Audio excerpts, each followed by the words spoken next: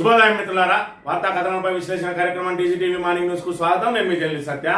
ముందుగా రాష్ట్రంలో జరుగుతున్న రాజకీయ పరిణామాలను కనుక పరిశీలించినట్లయితే ఇందిరమ్మ రాజ్యం, ప్రజా ప్రభుత్వం, మాది రైతు రాజ్యం అని చెప్పి ఊదరగొట్టిన రేవంత్ రెడ్డి పరిపాలనలో రైతుల దుస్థితి ఏ విధంగా తయారైంది అంటే ఒక్క యూరియా బస్తా కోసం ఒక రోజంతా కూడా పడిగాపులు కాయాల్సిన పరిస్థితి. దాంతో పాటు మరి ఇక్కడ ఏదైతే లైన్లలో నిలబడి అలసి సొలసి సొమ్మసిల్లిపోతున్న పరిస్థితులు, గుండె మండిన రైతన్నలు ఆఖరికి మరి ఇక్కడ దాడులకు దిగుతా ఉన్నారు. చెప్పులతో తమకు తామే ఏదైతే మార్పు పేరుతోటి మరి ఇక్కడ 10 ఏళ్ల పాటు పారదర్శకంగా పాలన అందించినటువంటి కేసీఆర్ ను కాదని కాంగ్రెస్ ను నెత్తిన పెట్టుకుంటే మరి ఇక్కడ తమకు ఈ శిక్ష జరగాల్సిందే అని చెప్పి చెప్పులతో కొట్టుకుంటున్న దుస్థితి నెలకొన్నది. ఈ రోజు మరి ఇక్కడ తెలంగాణలో 10 ఏళ్ల పాటు రైతును రాజును చేయడమే లక్ష్యంగా మరి ఇక్కడ 24 గంటల ఉచిత విద్యుత్ రైతన్న ఏ రోజు కూడా రాత్రిళ్ళు అర్ధరాత్రిళ్ళు కరెంటు మోటార్లు వేయడానికి కరెంటు కోసం వెళ్లి పాము కాట్లకు గురవడం, ప్రమాదాలకు గురవడం, కరెంటు శాఖలకు గురవడం ఉండకూడదని చెప్పి రైతుకు ఎప్పుడు వీలుంటే అప్పుడు, ఎప్పుడు అవసరం ఉంటే అప్పుడు మరి కటక వేసుకొని పంపు నీళ్లు పట్టుకునే విధంగా 24 గంటల ఉచిత విద్యుత్తును, నాణ్యమైన విద్యుత్తును అందుబాటులోకి తీసుకొచ్చిండు. అదేవిధంగా యూరియా నిల్వలకు సంబంధించి మరి ఇక్కడ రాబోయే పంట కాలానికి ముందే ఆ నిల్వలను పెట్టుకుని ఎప్పటికప్పుడు సమీక్షలు చేసి మరి దాంతో పాటు ఏదైతే నాణ్యమైన విత్తనాలు కానీ మరి ఇక్కడ కొనుగోలుకు సంబంధించి ప్రతి గింజను కూడా సకాలంలో కొనుగోలు చేసి రైతును వ్యవసాయాన్ని ఏదైతే మరి చంద్రబాబు హయాంలో వ్యవసాయం దండగా అన్నదాన్ని వ్యవసాయాన్ని పండగ చేసి చూపించిండు. ఇవాళ పంజాబ్ లాంటి రాష్ట్రాన్ని కూడా దాటి తెలంగాణ భారతదేశంలోనే అత్యధిక దిగుబడులు సాధిస్తున్న రాష్ట్రంగా నిలబెడితే ఈరోజు రేవంత్ రెడ్డి ప్రభుత్వం వచ్చిన తర్వాత మరి ఇక్కడ రైతులకు ఏదైతే రైతు బంధుకు సంబంధించి మరి పెట్టుబడి సాయాన్ని అందించి ఈరోజు వ్యవసాయాన్ని ఇంత సమృద్ధిగా అభివృద్ధి చేసినటువంటి కేసీఆర్ మరి 10,000 ఇస్తా ఉన్నాడు, నేను 15,000 ఇస్తాను అని చెప్పి రైతులను మోసం చేసిండు. అదే విధంగా చూసుకున్నట్టయితే మరి ఇక్కడ పండించిన ప్రతి గింజకు క్వింటాల్కి 500 బోనస్ ఇస్తా అన్నాడు. రైతు కూలీలకు కూడా మరి ఇక్కడ ఆత్మీయ భరోసా ఇస్తా అన్నాడు. కౌలు రైతులకు కూడా రైతు భరోసా ఇస్తా అన్నాడు. అదే విధంగా మరి ఇక్కడ అన్ని రకాలుగా వాళ్ళని మోసం చేసి ఏదైతే రుణమాఫీకి సంబంధించి కూడా 2 లక్షల వరకు రుణమాఫీ చేస్తా, వెంటనే వెళ్లి రుణాలు తెచ్చుకుందని చెప్పి రైతులను ఆశపెట్టి మోసపెట్టి అధికారంలోకి వచ్చి ఈ రోజు ఒక్క యూరియా బస్తా కోసం మరి ఇక్కడ వాళ్ళు అంగలాడుతా ఉంటే మరి ఇక్కడ ముఖ్యమంత్రి గారు ఏదైతే రైతుల ఓట్లతోటి అధికారంలోకి వచ్చి ఇలా రైతులను వాడు వీడు అని చెప్పి మరి ఇక్కడ దూషణలకు దిగుతా ఉన్నాడు. మరి ఎక్కడైతే యూరియా కోసం ఒకవైపు యుద్ధాలే జరుగుతూ ఉంటే యూరియా అందుబాటులో ఉన్నది, ఏదైతే లైన్లో నిలబడడానికి ఓపిక లేనోడే రోడ్లు ఎక్కుతున్నాడు, కావాలని చెప్పి వాళ్ళను రోడ్లు ఎక్కిస్తా ఉన్నారు అని చెప్పి ఆయన మాట్లాడే నిర్లక్ష్యం మాటలు చూసుకున్నట్టయితే చేతగాక ఈరోజు దాన్ని కప్పిపుచ్చుకోవడానికి మరి ఇలాంటి మాటలు మాట్లాడడాన్ని యావత్ రైతాంగం, యావత్ తెలంగాణ వాళ్ళందరూ కూడా ఖండిస్తున్న పరిస్థితిని మనం ఇక్కడ చూడవచ్చు. రేవంత్ రెడ్డి యూరియా కొరత మీద మరి ఆయన వివరణ ఒక్కసారి చూసినట్టయితే ఒక్కసారిగా మందంతా ఒక దగ్గర అందుబాటులో ఉన్నా కూడా లైన్ పెద్ద కనిపిస్తుంది. సినిమా అయితే అందరికి టికెట్ దొరకవచ్చు కానీ లైన్ ఇంత పొడుగ్గా కనిపిస్తుంది. ఆఖరానికి మొదటానికి సేమ్ టైంలో ఇవ్వలేదు కదా. సేమ్ యూరియా అందుబాటులో ఉన్నా కూడా 1000 మంది లైన్లో ఉంటే మొదటోడికి చివరోడికి 8 గంటలు పడుతుంది. మీరు 8 గంటల లైన్లో నిలబడడం కలిపి సహనం నశించేసి అసలు యూరియాని అందుబాటులో కానీ వాడు కూర్చోవడానికి రోడ్డు కాడ కూర్చుంటారు. కొన్నిసార్లు ఈయన కూర్చుంటే ఆడ కూర్చుంటే కానీ ఎవడో ఒకటి తీసుకెళ్ళాక కూర్చోబెడతారు. ఇది రైతుల మీద మన ఏదైతే ముఖ్యమంత్రి సార్ రేవంత్ రెడ్డి గారికి ఉన్న చిత్తశుద్ధి ఏంటిదా అని అంటే సినిమా టికెట్లతోటి పోలుస్తా ఉన్నాడు యూరియా బస్తాలను. సినిమా హిట్ అయినా కూడా అందరికి టికెట్లు అందుతాయట కానీ నాకు ముందని ఎగబడితే జరుగుతూ ఉన్నాడట. మరి ఆయన భాషలోనే చూసుకున్నట్టయితే సినిమా టికెట్ల గురించి మాట్లాడుకున్నట్టయితే మొదటి రోజు, రెండో రోజు మరి ఈ టికెట్ల కోసం కొట్లాటలు జరుగుతాయి. మరి 3వ రోజు నుంచి సజావుగా సాగుతుంది. మరి 15 రోజుల నుంచి రైతులకు ఇదే పరిస్థితి ఉన్నది. యూరియా కనుక అందుబాటులో ఉంటే కేసీఆర్ హయాంలో ఏదైతే ఆటో డ్రైవర్ కు 3,000 రూపాయలు ఇస్తే మరి ఇక్కడ 10 బస్తాలను తీసుకొచ్చి ఇంటికాడ వేసేది అని చెప్పి రైతులే చెప్తున్న పరిస్థితి. మరి ఆ పరిస్థితి ఎందుకు లేదు? నిలబడితే మరి ఇక్కడ యూరియా అందుబాటులోనే ఉన్నట్టయితే 8 గంటల సమయం ఎందుకు పట్టాల్సి వస్తా ఉన్నది? మరి ఇక్కడ 4 కౌంటర్లు పెట్టి 4 వివిధ జాగాలలో పెట్టి టకా ఇవ్వచ్చు కదా. వేలాది మందికి భోజనాలు పెట్టే సమయంలో కూడా 10 కౌంటర్లు పెట్టి టక భోజనాలు పెట్టేస్తున్న పరిస్థితి. అన్నం, పప్పు, కూర, చారు అన్ని రకాల వడ్డించడానికి కూడా మరి ఇక్కడ గంటన్నరలో పూర్తి చేస్తున్న పరిస్థితులలో యూరియా బస్తా కోసం మొదటి లైన్లో నిలబడ్డాం అనుకున్నాం, లైన్ల చివరిలో నిలబడడానికి 8 గంటల సమయం పడతాట. కొత్త భాష అని చెప్తా ఉన్నాడు రేవంత్ రెడ్డి. యూరియా కొరతను అధిగమించడానికి మరి ఇక్కడ వాళ్ళకి ప్రణాళికలు లేక తన అసమర్థతను కప్పిపుచ్చుకోవడానికి రైతులదే తప్పన్నట్టు వాడు వీడు అని సంబోధిస్తూ ఆ రోజు రైతులను మరి ఇక్కడ మీరే మాకు దేవుళ్ళు అని చెప్పి నమ్మబలికి ఓట్లు వేయించుకొని గద్దెనెక్కి ఇలా రైతుల పట్ల ఎంత దురుసుగా మాట్లాడుతా ఉన్నాడో చూడవచ్చు. నిజంగానే యూరియా అందుబాటులో కనుక ఉన్నట్టయితే వీళ్ళందరూ ఇక్కడ ఈ అమ్మ యూరియా కోసం సొమ్మసిల్లి ఎందుకు పడిపోయిందో ఇక్కడ చెప్పాలి. ఇక్కడ చూసుకున్నట్టయితే పొన్నం ప్రభాకర్ మరి ఇక్కడ ఏదైతే ఆయన క్యాంపు కార్యాలయాన్ని ఇక్కడ చుట్టుముట్టిందో వాళ్ళు ఏమడుగుతారో ఒకసారి చూడండి.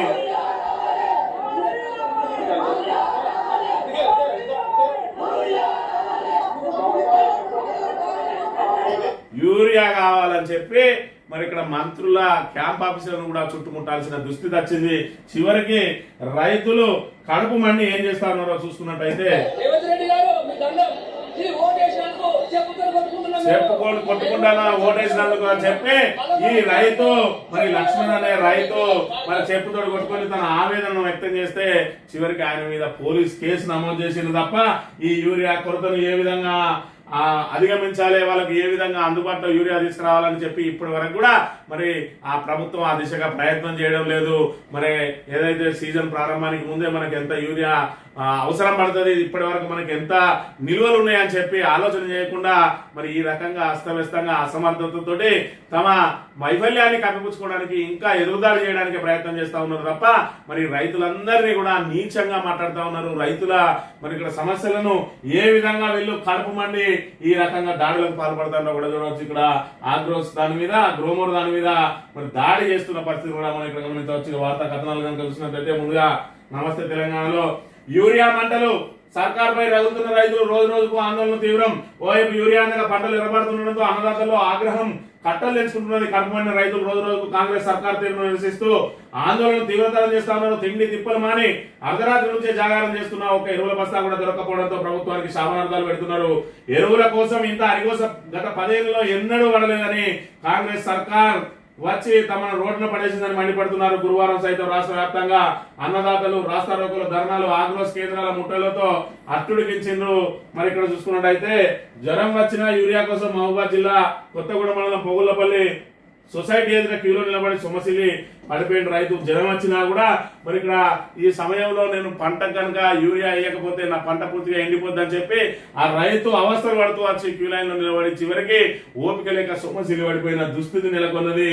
2 రోజులుగా ఎదురు చూసిన యూరియా దొరకపోవడంతో కడుపు మండి బుధవారం మహబూబాద్ జిల్లా కేంద్రంలోని గ్రోమోర్ ఎరువుల దుకాణంపై రాళ్ళు రువి ఎదుట మంట పెడుతున్న రైతులు. ఈ రకంగా మహిళలు కూడా మరి ఆగ్రహం కట్టలు తెచ్చుకుంటా ఉన్నది. ఎన్ని రోజులు అని చెప్పి యూరియా కోసం ఒకవైపు గణేష్ నవరాత్రి ఉత్సవాల్లో మరి ఇక్కడ ఆనందంగా అందులో పాల్గొని పండగ చేసుకోవాల్సిన ఈ రైతులందరూ కూడా బస్తా ఎరువుల బస్తా కోసం ఇక్కడ రోడ్ల మీద పడిగాపులు గాయాల్సిన దుస్థితి నెలకొన్నది. ఇగో ఇది మార్పు పేరుతోటి ఆ రోజు కనీసం ఉమ్మడి ఆంధ్రప్రదేశ్ లో చెప్పుల లైన్ లో పెట్టిన ఏదైతే పాస్ పుస్తకాల లైన్లో పెట్టినా కనీసం యూరియా బస్తాన దొరికేది. ఈ రోజు పాస్ పుస్తకాలు కాదు, మనుషులే లైన్లో నిలబడి రోజుల తరబడి ఉన్న యూరియా దొరకని పరిస్థితి నెలకొనడంతో ఆఖరికి మరి ఇక్కడ తమ ఆగ్రహాన్ని ఈ విధంగా వ్యక్తం చేస్తా ఉన్నారు రైతాంగం. ఇక్కడ చూసినాం, నీకు ఓటేసినందుకు చెప్పుతో కొట్టుకుంటున్నాం, రేవంత్ సారు నీకో దండం, మీకు ఓటేసినందుకు చెప్పుతో కొట్టుకుంటున్నాం, మళ్ళీ ఒకసారి వచ్చిన మనకు చెప్పుతో కొడతాం, మొత్తం నాశనం చేసి పారేసినావు, పంటలకు గత్తలు లేపినావు. బీఆర్ఎస్ ఉన్నప్పుడు ఎన్నడూ ఎరువుల ఇబ్బందులు లేకుండా కాంగ్రెస్ వచ్చినాక యూరియా కోసం పడుతున్నాం, ఏదో మార్పు అని ఓట్లేసినందుకు మాకు మంచిగా బుద్ధి చెప్పిందని చెప్పి ఎల్లారెడ్డిపేట మండల కేంద్రానికి చెందిన రైతు మానుక లక్ష్మణ్ ఆక్రోశం వెళ్ళగక్కిండు. ఇది సోషల్ మీడియాలో తీవ్రంగా వైరల్ కావడంతో ఇక్కడ మరి ఆ లక్ష్మణ్ మీద పోలీసులు కేసు నమోదు చేసిన కాంగ్రెస్ కార్యకర్తలు మరి ఆయన మీద ఫిర్యాదు చేయడం, వెంటనే పోలీసులు కేసు నమోదు చేయడం కూడా జరిగిపోయింది. మరి ఇక్కడ యూరియా అందించడం చేతగాని ప్రభుత్వం, దద్దమ్మ ప్రభుత్వం, అసమర్థ ప్రభుత్వం ఇలా రైతుల మీద కూడా యథేచ్ఛగా మరి తప్పుడు కేసులు నమోదు చేస్తా ఉన్నారు. వాళ్ళ ఆగ్రహానికి కారణం ఏంది, అసలు యూరియా అందకపోవడానికి కారణం ఏంది, యూరియాను అందుబాటులో ఉంచలేకపోయిన వాళ్ళు ఇవాళ రైతులకు క్షమాపణ చెప్పాల్సింది పోయి ఇవాళ వాళ్ళ మీద ఉల్టా కేసులు నమోదు చేస్తున్న దుస్థితి నెలకొన్నది. మరి ఇది ఇవాళ రాష్ట్రంలో ఉన్న పరిస్థితి. మహబూబాద్ జిల్లా గూడూరు పిఎస్సిఎస్ అయితే క్యూలో నిలబడి విసిగెత్తి గోదావరి నుంచి బస్తాలు పట్టుకుపోతున్న రైతులు ఆఖరికి మరి ఇక్కడ తమ పంటలను కాపాడుకోవడానికి గోదావరి మీద కూడా దాడులు చేయాల్సిన దుస్థితి నెలకొన్నది. ఇలా రైతులను మరి ఇక్కడ ఈ రకంగా ఏదైతే వాళ్ళ చేతులతోటి రాళ్ళు రువే పరిస్థితి, వాళ్ళ చేతులతోటి బస్తాలను ఎత్తుకెళ్లే దుస్థితి తీసుకుని వచ్చింది ఇలా తెలంగాణలో ఏదైతే ప్రభుత్వం నిర్వహిస్తున్నటువంటి కాంగ్రెస్ ప్రభుత్వం. ఇక్కడ చూస్తే యూరియా కొరత లేదట, లైన్ లో నిలబడి ఓపిక లేకనే రైతులు ధర్నాలు చేస్తాను. ఎందుకంటే వాళ్ళకి బల్బ్ వచ్చింది, ఎందుకంటే మరి ఇక్కడ వాళ్ళకి పని పాట లేదు. ఆ పొలాలలో మీరు ఇచ్చిన కరెంటు తోటి అక్కడ ఆటోమేటిక్ స్టార్టర్లు అయితే నీళ్లు వాటి చవే పోతాయి కాబట్టి టైం పాస్ కాక వచ్చి రోడ్ల మీద ఎక్కుతున్నారు. ఇగో ఇట్లున్నాయి రేవంత్ రెడ్డి మాటలు. ఇలా రైతులు అరిగోస పడతా ఉన్నారు, ఒకవైపు పొలాలు ఎర్రబారిపోతా ఉన్నాయి. ఈ సమయంలో కనుక యూరియా వేయకపోతే అవి పూర్తిగా మరి దిగుబడి నాశనం అయ్యే దుస్థితి నెలకొన్నది. పత్తికి అయితే మరి ఇప్పటికే 20-30% దిగుబడి పడిపోయింది. ఇప్పటి వరకే యూరియా వేయాల్సి ఉండే అని చెప్పి అంటా ఉన్నారు రైతులు. ఈ విధంగా నానా గోసలు పడతా ఉంటే వాడు వీడు అని చెప్పి వాళ్ళ మీద మరి ఇక్కడ దుర్భాషలాడుతూ ఆయన ఏదైతే నిర్లక్ష్యపూరితమైన ఆయన మాటలు చూసుకున్నట్టయితే రైతుల మీద ఏమాత్రం చిత్తశుద్ధి ఉన్నది. ఇందిరామ రాజ్యం అంటే ఏంటిది?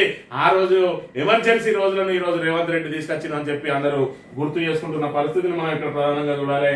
ఇక రైతులది ఆ గోస అయితే నిరుద్యోగులది మరో గోస. ఆల్రెడీ మరి ఇక్కడ మేము రాగానే మొదటి సంవత్సరంలోనే 2 లక్షల ఉద్యోగాలు ఇస్తామని చెప్పి కేసీఆర్ ఇచ్చిన ఉద్యోగాలు కలుపుకొని 5,000, 10,000 కల్పించి ఇదంతా మాట్లాడితే అని చెప్పుకున్నటువంటి రేవంత్ రెడ్డి మరి ఇక్కడ ప్రతి సంవత్సరం కూడా జాబ్ క్యాలెండర్ వేసి ప్రతి సంవత్సరం 2 సార్లు మరి ఇక్కడ ఏదైతే జాబ్లకు నోటిఫికేషన్లు ఇస్తా అన్నారు. ఇప్పటి వరకు నోటిఫికేషన్ లేదు, మరేం లేదు. అశోక్ నగర్ అంటే నిరుద్యోగులకు అడ్డ.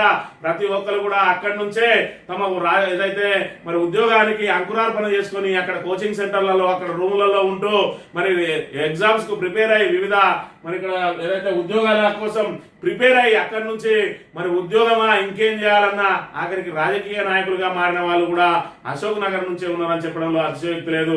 అలాంటి అశోక్ నగర్ పూర్తిగా వెలవెలబోతా ఉన్నది. ఇక ఈ ప్రభుత్వం ఎట్టి పరిస్థితుల్లో నోటిఫికేషన్ వేసే అవకాశం లేదు. మనం వేల రూపాయలు పల్లెటూళ్ళ నుంచి తీసుకొచ్చి ఈ పట్టణంలో మరి కోచింగ్ సెంటర్లకు పెట్టుకుంటా ఉంటే ఇంకెన్ని రోజులని చేయగలం? ఆయన నోటిఫికేషన్ ఇచ్చేది లేదు, సచ్చేది లేదు, మనకు ఉద్యోగం వచ్చేది లేదని చెప్పి అశోక్ నగర్ అంతా కూడా ఖాళీ అవుతా ఉన్నదట. నోటిఫికేషన్ లేక మన నైరాశ్యం నిరుద్యోగుల ఇంటిపాట అని చెప్పి అశోక్ నగర్ నిరుద్యోగులకు ఒక ఆశా కిరణం. ఇప్పటికే వివిధ హోదాలో స్థిరపడ్డ ఉద్యోగులు, రాజకీయ నాయకులు, పెద్ద వ్యాపారులకు దిశ చూపిన చదువులమ్మ ఒడి 100 సంవత్సరాలుగా ఎంతో మందికి శిక్షణ ఇచ్చి ఉన్నత స్థానాల్లో నిలబెట్టే ఈ లర్నింగ్ పాయింట్ ఉన్నట్టుండి బోసిపోయింది.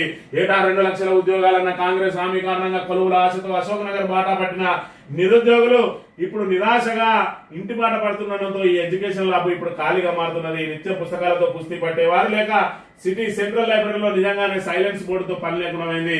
లక్షలాది మంది నిరుద్యోగులు విద్యార్థులకు నీడనిస్తూ కడుపు నింపుతూ బతికిడుస్తున్న చిరు వ్యాపారుల గిరాకీ లేక దిక్కులు చూడాల్సిన పరిస్థితి.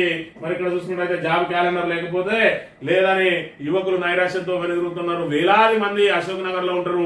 వీళ్ళ మీద ఆధారపడి వేలాది మంది, వందలాది మంది చిరుద్యోగులు కూడా చిరు వ్యాపారులు అక్కడ బతుకుతా ఉన్నారు. మిర్చి బండి అయితేంది, బజ్జి బండి అయితేంది, చాయ్ బండి అయితేంది, మరి ఇక్కడ కర్రీ పాయింట్లు అయితేంది, అదే విధంగా చిన్న మెస్సులు అయితేంది, బిర్యానీ సెంటర్లు అయితేంది, అవన్నీ కూడా ఈ నిరుద్యోగులు ప్రిపేర్ అయ్యే వాళ్ళు ఎవరైతే వచ్చిందో వాళ్ళ మీద ఆధారపడి బతికిడిస్తున్న ఈ చిరుద్యోగులు కూడా ఈ రోజు రోడ్డున పడ్డ దుస్థితి. ఒక్కసారిగా అందరూ ఖాళీ చేసి ఊర్లలోకి వెళ్ళిపోతా ఉన్నారు. ఎందుకంటే రేవంత్ రెడ్డి ఇక నోటిఫికేషన్లు ఇచ్చే అవకాశమే లేదు, ఆయనకు చిత్తశుద్ధి లేదు.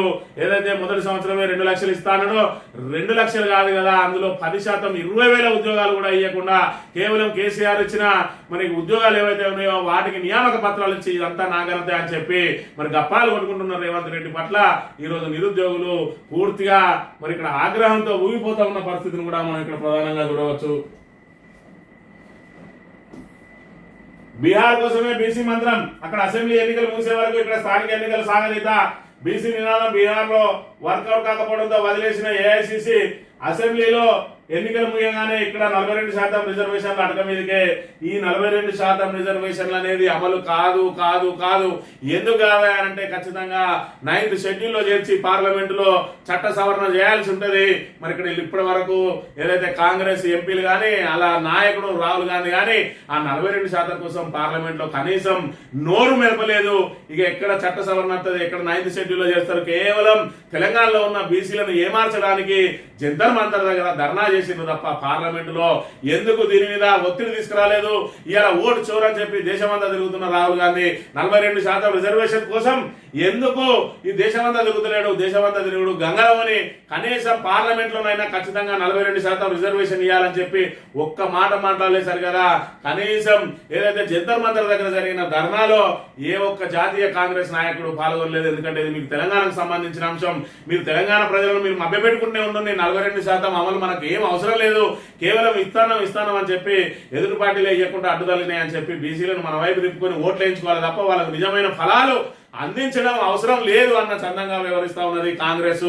మరి లేదంటే 100 మంది ఎంపీలను కలిగినటువంటి ఈ ఏదైతే మరి కాంగ్రెస్ దానికి యూపీ ఏదైతే ఇండి కూటమి మిత్రపక్షాలు ఉన్నాయి, 200లకు పైగా ఎంపీలు ఉన్నారు. వీళ్ళందరూ ఎందుకు పార్లమెంటును స్తంభింపజేయలేదు? కనీసం ఎందుకు 42% కావాలని చెప్పి నోరెడిసి అడగలేదు? ఒకసారి తెలంగాణ బీసీలందరూ కూడా అర్థం చేసుకోవాలి.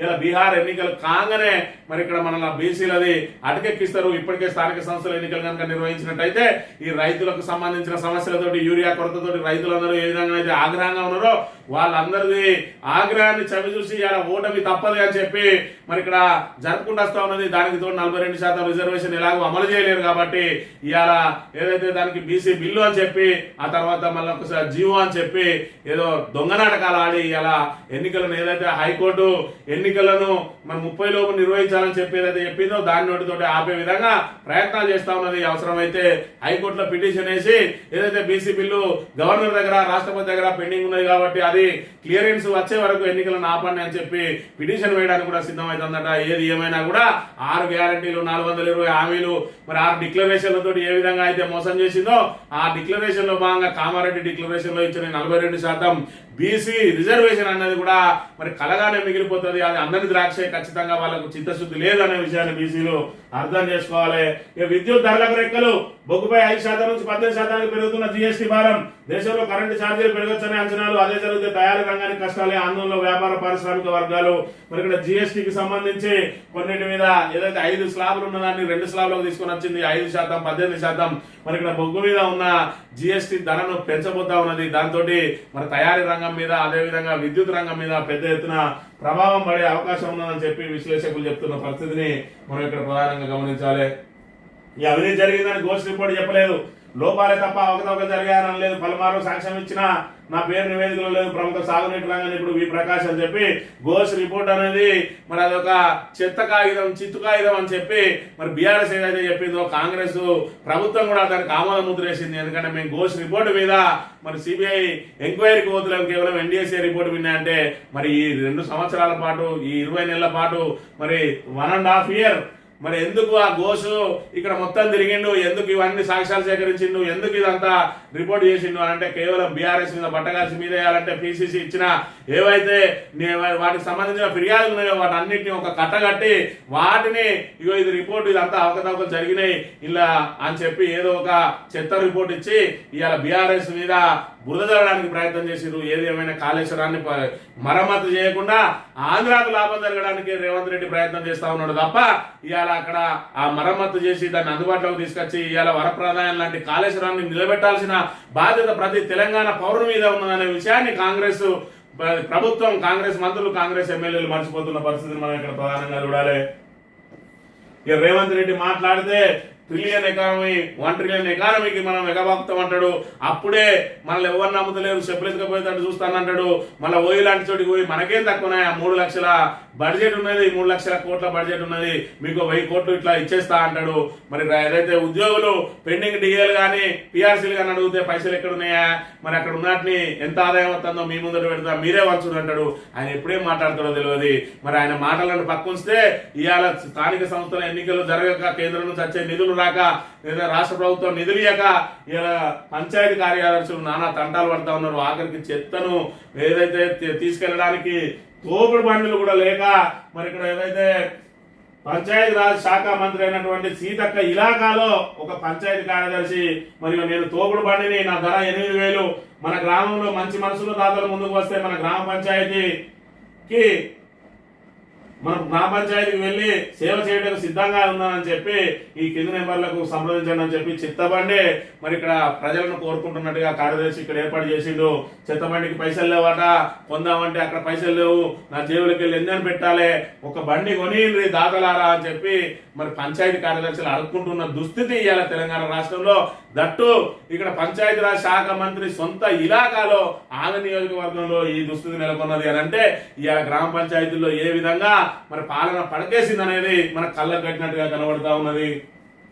సారీ టీచర్ వర్సిటీలో అధ్యాపకులకు అందరి జీతాలు, కొత్త టీచర్ల నుంచి ఉద్యోగుల వరకు అవస్థ, గెస్ట్ లెక్చరర్లు, కాంట్రాక్టు అధ్యాపకుల కోసం, మోడల్ స్కూల్ టీచర్లకు డిఎల్ పెండింగ్, తీవ్ర ఇబ్బందులు పడుతున్న పెన్షన్దారులు, ఈఎంఐలు కట్టలేని దయనీయ స్థితులు, కాంగ్రెస్ ప్రభుత్వంపై గురువుల ఆగ్రహం అని చెప్పి ఎన్నికలకు ముందు ఉద్యోగులకు హామీల వర్షం కురిపించిన కాంగ్రెస్ అధికారంలోకి వచ్చిన తర్వాత మొండి చేసి చూపించిందని విమర్శలు వెతుకుతున్నాయి. గద్దెనెక్కిన వెంటనే ప్రతి నెల 1 తారీఖున వేతనాలు ఇస్తామని చెప్పిన అస్తంపాటి ఆచరణలో అందుకు విరుద్ధంగా వ్యవహరిస్తున్నదని ఉపాధ్యాయులు, ఉద్యోగులు, అధ్యాపకులు ఆగ్రహం వ్యక్తం చేస్తా ఉన్నారు. ఏది నెరవేర్చిందని చెప్పి మరి దీని మీద మీరు ఏదైతే ఇంకా దాన్ని నమ్మకం పెట్టుకుని ఉన్నారు. కాంగ్రెస్ పార్టీ కేవలం మోసం చేయడానికి ఇవన్నీ హామీలు ఇచ్చింది. ఏ హామీని కూడా ఇప్పటివరకు నిలబెట్టుకోలేదు. కనీసం 6 గ్యారంటీలు ఏదైతే 100 రోజులలోనే అమలు చేస్తామన్నారు, 600 రోజులు దాటింది. అయినప్పటికీ ఇప్పటికి కూడా 6 గ్యారంటీలో ఏ ఒక్క గ్యారంటీ కూడా సంపూర్ణంగా అమలు కాలేదు అని అంటే ఇవాళ కాంగ్రెస్ పార్టీ చిత్తశుద్ధి ఏ విధంగా ఉన్నది. కేవలం అధికారంలోకి రావడానికి 100 అబద్ధాలనైనా ఒక పెళ్లి చేయాలన్నట్టు ఇవాళ మరి ఇక్కడ 420 హామీలు, 420 హామీలు, 6 గ్యారంటీలు, 6 డిక్లరేషన్ల పేరుతోటి ప్రజలను అన్ని రకాలుగా ఏమార్చి ఇవాళ అధికారంలోకి వచ్చి ప్రజలకు మొండి చేయి చూపి ఇవాళ రైతులను నట్టేట ముంచి ఇగో ఈ విధంగా అవస్థలకు గురి చేస్తా ఉన్నది మరి కాంగ్రెస్ ప్రభుత్వం అనే విషయాన్ని మనం గమనించాలి. సాక్షి దినపత్రిక విషయానికి వస్తే వరద నష్టాలకు శాశ్వత పరిష్కారం, బాధితులందరినీ ఆదుకునే బాధ్యత ప్రభుత్వానికి కామారెడ్డి జిల్లాలో సీఎం రేవంత్ భరోసా. 100 ఏళ్లలో రాని వరదలు వచ్చి భారీ నష్టం జరిగింది. మళ్లీ వరదలు వచ్చి ఇబ్బందులు రాకుండా పగడ్బందీ చర్యలు తీసుకుంటాం. దీనికోసం అధికారులు ప్రత్యేక ప్రణాళికలు రూపొందించాలి. విపత్తు నిర్వహణలో కామారెడ్డి జిల్లాలో అమలు చేసే విధానం రాష్ట్రమంతటికి విస్తరిస్తాం. మొత్తం వర్షాలు వచ్చి ఎక్కడెక్కడ వరదలు అయిపోయి పూర్తిగా ఎండిపోయి వర్షాలు వచ్చిన రోజేమో ఏరియల్ సర్వే చేసిండు. ఇవాళ అన్ని అయిపోయిన తర్వాత నింపాదిగా వచ్చి ఇవాళ ప్రజలను ఓదార్స్తూ మేము ఇది ఏం ఇబ్బంది పడుకున్నట్టాను. ఖమ్మం పోయిండు, వరదలు వచ్చినప్పుడు వాళ్లకు ఇంటికి 10,000 ఇస్తా అన్నాడు. ఇప్పటి వరకు మొండిసేసి చూపెట్టిండు. మళ్ళీ కామారెడ్డికి పోయి కామారెడ్డి విధానాన్ని మరి ఇక్కడ విపత్తును రాష్ట్రం అంతా విస్తరిస్తారట. అసలు కామారెడ్డిలో ఏం అద్భుతం జరుగుతుందో మరి దాన్ని రాష్ట్రం అంతా విస్తరించడానికి ఒకసారి చూడాలి. ఇక వరద సాయం 16,732 కోట్లు ఇవ్వండి. తెలంగాణలో వరదలను జాతీయ విపత్తుగా గుర్తించండి. ప్రాథమిక అంచనా ప్రకారం 5,018 కోట్ల నష్టం. గతేడాది 11,713 కోట్ల నష్టానికి సాయం అందలేదు. గత మరియు ప్రస్తుత సాయం కింద 16,732 కోట్లు అందించండి. కేంద్ర హోంశాఖ మంత్రి అమిత్ షాకు డిప్యూటీ సీఎం బట్టి మంత్రి తుమ్మల విజ్ఞప్తి. త్వరలోనే కేంద్ర బృందాలను రాష్ట్రానికి పంపుతామని అమిత్ షా హామీ. ఇంటిగ్రేటెడ్ స్కూళ్లకు సాయం చేయాలని కేంద్ర మంత్రి నిర్మలకు బట్టి తుమ్మల వినతి అని చెప్పి మరి ఇక్కడ మొత్తం సాయాలు చేస్తా ఉన్నాం అని చెప్పి ఇక్కడ సాయానికి మాకు వరద సాయానికి డబ్బులు ఇవ్వండి అని చెప్పి ఇక్కడ ఈ పరిస్థితి చూస్తే కేంద్రం మనకి ఇచ్చేది లేదు, వీళ్ళు మనకి ఇక్కడ వంచేది లేదు. గతంలో కోరిన 11,000 కోట్లు ఇవ్వలేదు, ఇప్పుడు 5,000 కోట్లు ఇవ్వని చెప్పి 2 కలిపి ఇవ్వంటా ఉన్నారు. కేంద్రం రూపాయి విధించది, మరి రాష్ట్రం హామీలు ఇచ్చి పక్కకు తప్పుకుంటే తప్ప వరద బాధితులను ఆదుకుంటారనే మరి ఇక్కడ ఆశ అయితే లేదనే విషయాన్ని మనం ఇక్కడ గమనించాలి. ఇక వర్సిటీలకు సంబంధించి మన ర్యాంకులు దిగజారిపోతా ఉన్నాయి. ఓయూ 53 అట, జేఎన్యూ 94 అట. ఎన్ఐఆర్ఎఫ్ ర్యాంకుల్లో రాష్ట్ర సంస్థలకు మిశ్రమ ఫలితాలు. ఓవరాల్ ర్యాంకుల్లో ఉస్మానియాకు 53వ ర్యాంకు, గతేడాదితో పోలిస్తే ఏకంగా 13 ర్యాంకులు దాటింది. మరి గతంలో చూసుకున్నట్టయితే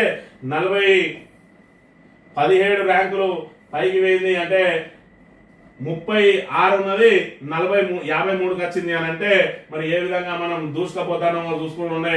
ఇంజనీరింగ్ విద్యలో JNTH 94వ స్థానం అట. 25 నుంచి 26 తగ్గిన యూనివర్సిటీ ఆఫ్ హైదరాబాద్ మెరుగైన ఐఐటి హైదరాబాద్ స్థానం.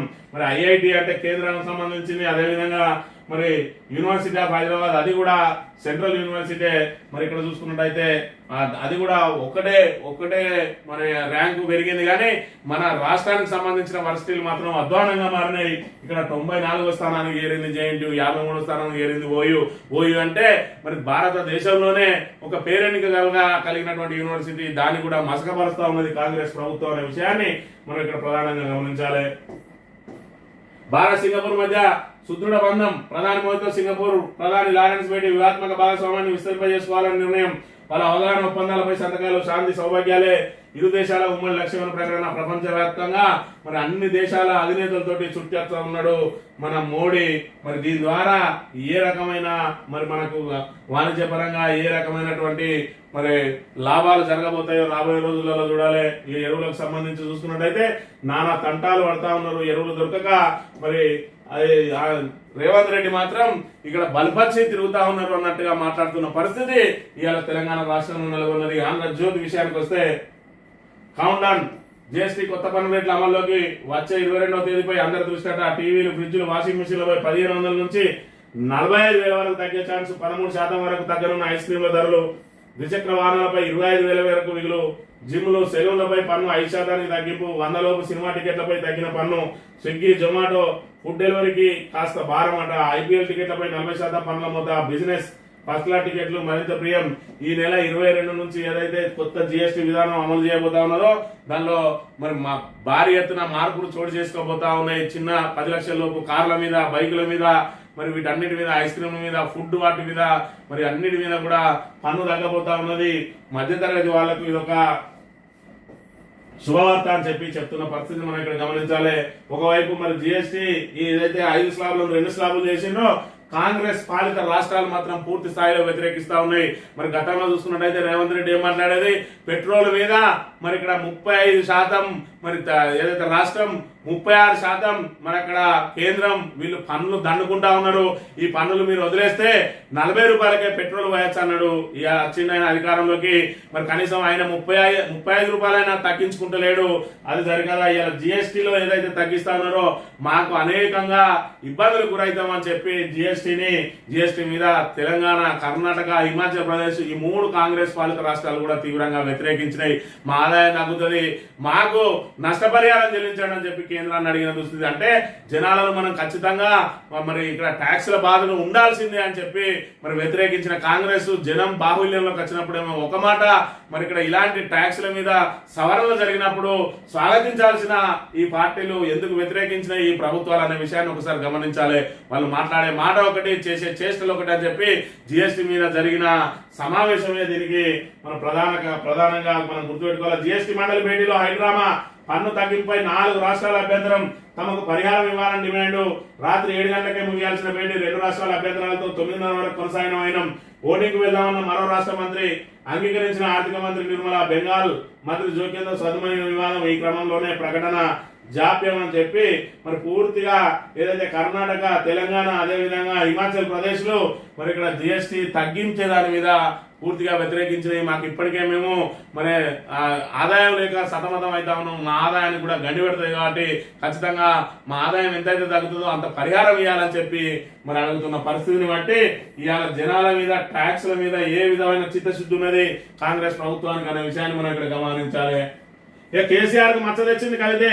హరీష్ రావుపై ఆమె నిరాధార ఆరోపణలు, వాటిని తెలంగాణ సమాజం నమ్మదు. మాజీ డిప్యూటీ స్పీకర్ పద్మా దేవేందర్ రెడ్డి హరీష్ రావు మీద ఏదైతే మరి ఇక్కడ కవిత బురద జల్లడానికి ప్రయత్నించిందో, కవిత ఎవరి చేతిలో కీలుబొమ్మగా మారి ఇవాళ పార్టీని భ్రష్టు పట్టించాలని ప్రయత్నం చేస్తే ఇవాళ పార్టీ అంతా కూడా ఏకతాటి మీదకి వచ్చింది. దాంతో పాటు జాగృతికి సంబంధించి ఇప్పటి వరకు ఆమె వెంట ఉన్నటువంటి జాగృతి సీనియర్ నాయకులు కూడా ఇవాళ కవితను విమర్శిస్తా ఉన్నారు. ఎవరి చేతిలోనో కీలుబొమ్మగా మారి ఇవాళ కూర్చున్న కొమ్మని నరుకునే విధంగా కవిత ప్రయత్నాలు చేస్తా ఉన్నది. హరీష్ రావు అంటే ఒక ట్రబుల్ షూటర్. ఇవాళ హరీష్ రావు అన్నట్టయినా అదేవిధంగా కేటీఆర్ 2 కళ్ళ లాంటి వాళ్ళు కేసీఆర్ కు. ఇవాళ వాళ్ళు మరి ముగ్గురు కలిసి ఇలా పార్టీని మరి నిలబెడతా ఉంటే ఆ పార్టీ పగ్గాల మీద ఆశపడ్డ కవిత ఇవాళ ఏదైతే తన నాయకత్వాన్ని ఎక్కువగా ఊహించుకొని నేనేదో పార్టీ నడుపుతా అంటే మరి ఆమెకు ఏదైతే ఈ పార్టీ నాయకత్వంలో ఉన్నటువంటి మరి కార్యకర్తలు కానీ, నాయకులు కానీ ఎవరు అండగా నిలవడంతో పార్టీని విచ్ఛిన్నం చేయడానికి ఏదైతే కుట్రలు పండుతా ఉన్నదో దాన్ని బీఆర్ఎస్ కింది స్థాయి కార్యకర్తల నుంచి పై స్థాయి నాయకుల వరకు ఆఖరికి జాగృతి నాయకులు కూడా తిప్పికొడుతున్న పరిస్థితి. ఇంకో 2-3 రోజులలో మరి ఇక్కడ కవిత అంశమే మరుగున పడుతుంది. ఎందుకంటే కేసీఆర్ మరి కవిత పట్ల ఎంత ఇంట్రెస్ట్ గా ఉన్నాడు అనే విషయాన్ని కనుక చూసినట్టయితే ఆమె ప్రెస్ మీట్ పెడుతుందంటే ఏం మాట్లాడుతుందో అని కూడా ఆయన వినడానికి ఆసక్తి లేకుండా చక్కగా పొలం పనులు చూసుకున్నాడు అని చెప్పి ఇది పెద్ద ఎత్తున వార్తల్లో వైరల్ అవుతున్నది. అంటే కవితను ఎంత లైట్ గా తీసుకున్నాడు, ఆమె గురించి మాట్లాడాల్సిన అవసరం లేదు అని చెప్పి మరి ఆమె జోలే తీయకుండా ఊసే తీయకుండా యథావిధిగా పార్టీని బలోపేతం కోసం ఆయన చేస్తున్న ప్రయత్నాలను మనం ఇక్కడ ప్రధానంగా గమనించాలి. కన్న తండ్రి కాలేయముడు వీడిన 3 చిన్నారుల అదృశ్యం మిశ్రీ పిల్లలకు పురుగుల మందాయించి పెట్రోల్ పోసి నిప్పండించిన తండ్రి 3 పిల్లల మృతదేహాలు లభ్యం. పిల్లల్ని చంపి వేరే చోట తండ్రి ఆత్మహత్య. ఇప్పటికే అతని మృతదేహం గుర్తింపు. నిందితుడు ఏపీలోని ప్రకాశం జిల్లా. భార్యతో గొడవ నేపథ్యంలో పిల్లలతో కలిసి బైక్ పై నాగర్ కర్నూలు అని చెప్పి మరి ఇక్కడ కన్న తండ్రి కాలేయుడై ఇవాళ అచ్చంపేట సమీపంలోని హజీపూర్ చౌరస్తా మరి ఇక్కడ ఫుటేజ్ లో కనబడతా ఉన్నది. భార్యతోటి గొడవపడి 3 పిల్లలను బండెక్కించుకొని పోతే మరి ఆ పిల్లలు ఏదైతే కన్న తండ్రి కాబట్టి మరి ఆయన వెంట వెళ్ళడానికి మరి హుషారుగా వెంట వెళ్ళిండ్రు. డాడీ బయటికి తీసుకుపోయి ఏం కొనిస్తారో అని చెప్పి ఆశతో ఉంటే వాళ్ళకి పురుగుల మందు ఆగించి వాళ్ళని పెట్రోల్ పోసి కాలబెట్టి ఈయన కూడా మరి వేరే చోటికి పోయి అక్కడ పురుగుల మందు ఆగి ఆత్మహత్య చేసుకున్నాడు. అంటే క్షణికావేశంతో భార్యని ఇబ్బంది పెట్టాలని 3 పిల్లలను కూడా మరి చంపేసి తాను కూడా చనిపోయి ఇలా మానవత్వానికి మాయని మచ్చగా మారిండు. ఏదైతే మరి ఇక్కడ కన్న పేగు బంధాన్ని ఈ రకంగా వాళ్ళని చిదిమేసి చిన్నపిల్లలను చిదిమేసి ఇవాళ మానవత్వం అనేది లేదు అని చెప్పి మరి ఇక్కడ ఇలాంటి వాళ్ళు చేయబట్టే అసలు మానవ సంబంధాల మీద అనుమానాలు కలిగే అవకాశం ఉన్నదనే విషయాన్ని కూడా మనం ఇక్కడ ప్రధానంగా గమనించాలి. కర్ణాటక కాంగ్రెస్ ఎమ్మెల్యే వీరేంద్ర నివాసంపై మళ్లీ ఈడిదాడులు. బ్యాంక్ ఖాతాలోని 55 కోట్ల జప్తు. చిత్రదుర్గ కాంగ్రెస్ ఎమ్మెల్యే వీరేంద్ర పప్పి నివాసంపై ఈడీ అధికారులు మరోసారి దాడులు నిర్వహించారు. చెల్లకెరే నగరంలోని ఆయన నివాసంలో తనిఖీలు జరిపిండు. మరి కాంగ్రెస్ ఎమ్మెల్యేలను మరి ఇక్కడ టార్గెట్ చేసిందా ఈడీ అని అంటే కాంగ్రెస్ ఎమ్మెల్యేలను టార్గెట్ చేసినా చేయకుండా ఈయన ఏదైతే మొన్నటి రోజున తనిఖీలు చేయడానికి పోతే గోడ దునికి పారిపోవడానికి ఏదైతే ప్రయత్నం చేసిండో ఆయన దొరకబట్టిండు. మరి ఇప్పుడు ఆయన మీద మరోసారి నివాసం మీద మరి ఇక్కడ దాడులు జరిగినాయట. మరి ఇక్కడ చూసుకుంటే ఆయన అకౌంట్ లో ఉన్నటువంటి నిలువ 55 కోట్లను కూడా జప్తు చేసి దానికి సంబంధించిన పూర్తి వివరాలను అందించాల్సి ఉన్నది. ఏది ఏమైనా మరి ఇక్కడ అవినీతి పరుల గుండెల్లో మరి ఇక్కడ ఈడీ పరుగులు పెట్టిస్తారంటే కేవలం ప్రత్యర్థి నాయకులను గుండెలలోనే పరుగులు పెట్టిస్తా ఉన్నదని చెప్పి ఏదైతే రాహుల్ గాంధీ చెప్పిండో అదే జరుగుతా ఉన్నది. మరి అలాంటి ఆ జేబు సంస్థలకు బీజేపీ జేబు సంస్థలకు ఈ రోజు మరి రేవంత్ రెడ్డి వంత వాడుతూ ఎందుకు కాళేశ్వరం మీద విచారణ అప్పచెప్పిండు అనేది కూడా ఒకసారి ఆలోచన చేయాలి. అంటే ప్రతిపక్షాలను వేధించడానికి ఈ సంస్థలు ఉపయోగపడతాయి కాబట్టి బీఆర్ఎస్ ను వేధించమని చెప్పి సిబిఐకి అప్పచెప్పిండు. కానీ అది కొండందవి ఎలుకన పట్టినట్టుగానే ఉంటది. ఎందుకంటే దాని లోపల ఏమైనా లోపాలు సాంకేతిక లోపాలు ఉంటే దానికి అధికారులు బాధ్యులవుతారు కానీ మరి నాయకులు ఏ విధంగా బాధ్యులవుతారు అనే చిన్న ఇంగిత జ్ఞానం లేకుండా కేవలం మరి ఇక్కడ బురద జల్లడానికి ఉపయోగపడుతుంది అని చెప్పి ఆ అంశాన్ని వాడుకునే ప్రయత్నం చేస్తా ఉన్నాడు రేవంత్ రెడ్డి అనే విషయాన్ని మనం ఇక్కడ గమనించాలి. ఎరువుల దుకాణం మీద రాళ్ల దాడేట. మానకోట్లో రైతుల తిరుగుబాటు. మరి ఆయన తాబేదార్ పత్రికలు కూడా రాస్తా ఉన్నాయి రైతుల తిరుగుబాటు అని. మరి ఇక్కడ వీళ్ళు రైతులా కాదా, వీళ్ళని ఎవరన్నా వేరే బీఆర్ఎస్ వాళ్ళు ఆడిస్తా ఉన్నారా? ఇప్పటికైనా రేవంత్ రెడ్డి కన్ను తెరవాలి. తన అసమర్థతను మానుకొని నువ్వు కేంద్రం దగ్గర పోయి మోకరిల్లుతావా, అలా గుంజీలు ఇస్తావా, ఏదైనా చేసి మన రైతులకు సరిపడా యూరియాను తీసుకొచ్చి ఇప్పటికైనా యూరియాను మరి అందజేసే ప్రయత్నం చేయకపోతే నిట్ట నిలువునా మునిగే ప్రమాదం ఉన్నది రైతులందరూ అనే విషయాన్ని గమనించాలి రేవంత్ రెడ్డి. ఇప్పటికైనా ఈనాడు దినపత్రిక విషయానికి వస్తే అందరినీ ఆదుకుంటామట. మరి ఇక్కడ మొన్న ఖమ్మంలో జరిగినప్పుడు కూడా బాగానే ఆదుకున్నాడు. మళ్ళీ ఇప్పుడు కూడా మరి ఇక్కడ అందరినీ ఆదుకుంటామని చెప్పి వరదలన్నీ పోయి ఎక్కడికక్కడ ఎవరికి వాళ్ళు ఆ బురద గిరద అంతా సాఫ్ చేసుకున్న తర్వాత కాళ్ళకు బురదంత చోట మరి ఈయన పోయి అక్కడ వాళ్ళను పరామర్శించడానికి వెళ్ళిండు. వరదలు వచ్చిన రోజునే ఆ వరదల మధ్యలో మరి అక్కడికి కనుక వెళ్ళి వాళ్ళను పరామర్శించినట్టయితే వాళ్ళకు కొంత భరోసా కల్పించినట్టయితే వాళ్ళని వెళ్ళి ప్రత్యక్షంగా కలిసినట్టయితే వాళ్ళకు కొంత భరోసా ఉండేది. అన్ని సర్దుమణిగిన తర్వాత వెళ్ళి మేము ఉన్నామని చెప్పి చెప్తున్న పరిస్థితి. ఇది కాంగ్రెస్ ద్వంద్వ నీతి, 2 కళ్ళ సిద్ధాంతం ఏ విధంగా ఉన్నది. రేవంత్ రెడ్డి ప్రజా పాలన అంటే ఏ విధంగా ఉన్నది, ప్రజల మధ్య నిత్యం తిరుగుతానని చెప్పి ఫోటోలకు పోజులు ఇవ్వడానికి తప్ప ఈ పర్యటన ద్వారా కామారెడ్డి ప్రజలకు మునగూరే ప్రయోజనం ఏమున్నదో ఒకసారి ప్రయత్నం చేయాలి. మరి ఇక్కడ వాళ్లకు ఆర్థికంగా ఆదుకోవడానికి మరి కుటుంబానికి 10,000, 15,000, 20,000 మరి ఇప్పుడే ఇవ్వాలి కదా. వాళ్ళు ఏదైతే కుదురుకోవాలంటే ఉన్నాయన్నింటినీ వస్తువులన్నీ ఖరాబ్ అయినాయి, ఆహార పదార్థాలు ఖరాబ్ అయినాయి. మరి ఈయన ఇప్పుడు వెళ్ళి ఎక్కడెక్కడ బురద ఎండిపోయినాకనన్నా కనీసం వెళ్ళి మరి ఈయన పంపిణీ చేపట్టలేదు. ఇంకా కూడా పోయి హామీ ఇచ్చే ఖమ్మం వాళ్ళు ప్రత్యక్షంగా చూసిండ్రు. వరదల 10,000 ఇస్తా అని చెప్పి ఏదైతే చెప్పిండో ₹1 కూడా ఇవ్వలేదు. ఇవాళ ఖమ్మం పరిస్థితే మళ్ళీ కామారెడ్డి కూడా రాబోతా ఉన్నది. ఇవాళ ఏదైతే ఉద్యోగస్తులకు జీతాలు ఇవ్వలేని పరిస్థితి. ఇవాళ 2,50,000 కోట్లకు చేరుకోబోతా ఉన్నాయి అప్పులు. ఈ అప్పులన్నింటినీ ఏం చేస్తా ఉన్నాడో రేవంత్ రెడ్డి. కొత్త విధానం లేదు, కొత్త పాలసీ లేదు, కొత్తగా ఇటుక వేర్చింది లేదు, పెండింగ్ ప్రాజెక్టులు పూర్తి చేసింది లేదు, 6 గ్యారెంటీలు అమలు చేసింది లేదు. ఆయన అప్పుల మీద అప్పులు చేస్తా ఉన్నాడు. కనీసం సంక్షేమ పథకాలను కూడా సక్రమంగా అమలు చేయకుండా ఈ ప్రభుత్వం రైతులను, విద్యార్థులను, ఉద్యోగులను, నిరుద్యోగులను, మహిళలను మరి ఏ విధంగా ఇబ్బందులకు గురి చేస్తా ఉన్నదో ఒకసారి ఆలోచించాలని కోరుతూ, ఎన్నికలు ఎప్పుడొచ్చినా కాంగ్రెస్ ను పొందబెడితేనే మళ్ళీ మనం తెలంగాణను సగౌరవంగా మళ్ళీ మనం నిలబడగలుగుతాము. వీళ్ళు ఇచ్చిన హామీలలో ఎన్నో కొన్ని అమలు జరగాలన్నా ఖచ్చితంగా వాళ్ళకి డిపాజిట్లు రాకుండా బుద్ధి చెప్పాలని కోరుతూ ఇది ఈరోజు మార్నింగ్ న్యూస్. తిరిగి వెళ్తాం. Thank you very much.